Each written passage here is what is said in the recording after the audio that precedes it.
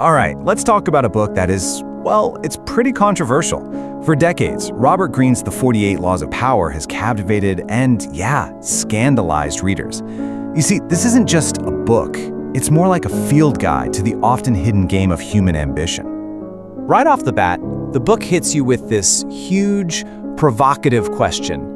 Can we really escape power dynamics? I mean, are we able to just opt out? Or are they just woven into the fabric of every single thing we do?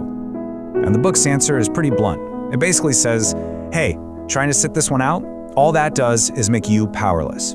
And, as it says here, being powerless is only going to make you miserable. Okay, so let's dig into that idea. So the whole premise is that our world is one giant, complicated social game. And guess what? We are all playing, whether we know it or whether we even like it. The rules might not always be fair, but they are there. Now, it's really important to get this straight. This is not a moral guidebook telling you to be a ruthless person. Not at all. Think of it more as an observation of historical patterns. The critical point it's making is that you have to understand the rules of the game just to survive, let alone to actually get ahead. So, if it's a game, how do you learn to play? Well, the book suggests a pretty specific method. It's all about looking to the past and decoding this kind of secret rulebook that history has been writing for us all along. And this right here is probably the most important thing to understand. When the book says law, it doesn't mean a commandment like thou shalt not. It's more like a pattern. It's a summary of what has worked and what has spectacularly failed for powerful people throughout history. And it all boils down to this three-step process. First, you study the past. You learn from what other people did. Second, you look windward. You analyze your own mistakes to break those bad habits. And third, you master appearances. You manage how people see you. So that's the theory. Let's see how it works in practice. To really get it, let's zoom in. Now, the book has 48 of these laws, but we're going to pick apart two key stories to really grasp the logic. And we're starting with maybe the most famous and definitely one of the most misunderstood laws in the whole book. The message here is simple. Making your superiors feel insecure is a fatal mistake, and it doesn't matter if your intentions are good. This isn't about being mediocre, it's about being strategic. So, the story goes like this. Meet Nicolas Fouquet.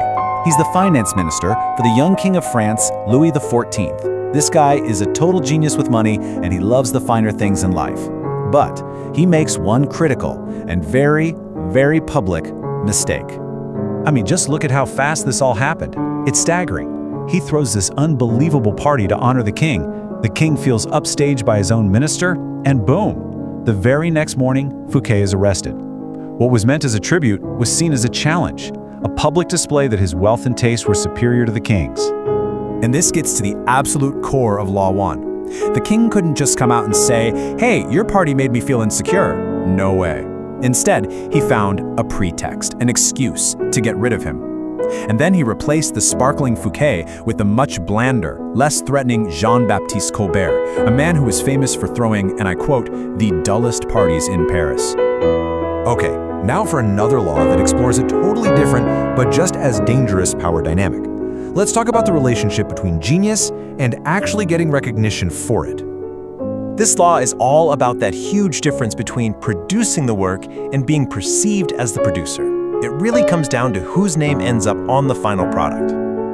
And the classic story here involves two names you definitely know, Nikola Tesla and Thomas Edison. Back in the 1880s, Tesla, a true visionary, starts working for Edison. He immediately offers to redesign Edison's incredibly inefficient dynamos, which, by the way, was a monumental task.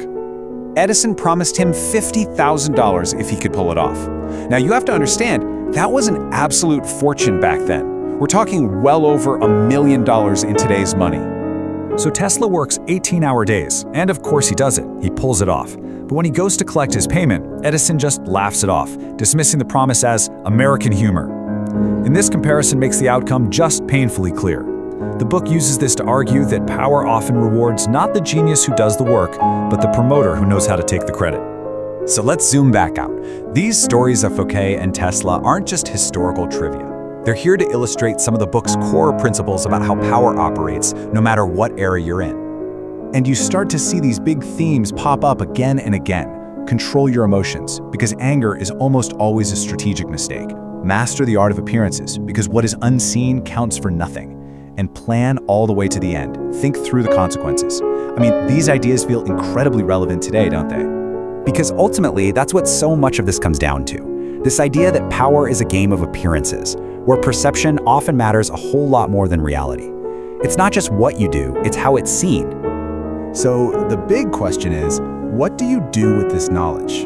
The book doesn't really tell you. It just presents it as a tool. So is it a weapon to be used against rivals? Is it a shield to defend yourself? Or is it simply a map to help you navigate the world? It's not endorsing this behavior. It's not telling you to be like these historical figures. It's just holding up a mirror to history and asking you to observe the patterns of success and failure for yourself, and then decide what it all means. And that really is the central dilemma the book leaves you with. It forces you to ask, in a world that doesn't always play nice, what's the real cost of ignorance versus the burden of knowledge?